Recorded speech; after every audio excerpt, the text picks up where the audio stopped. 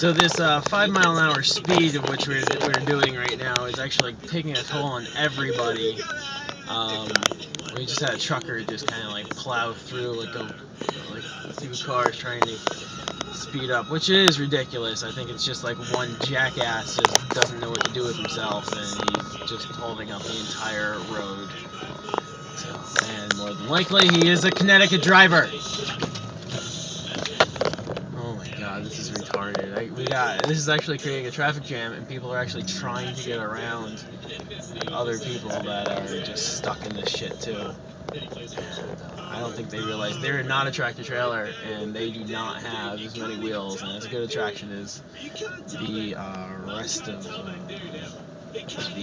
16 and 18 wheeler community. I have a Civic behind me that's trying to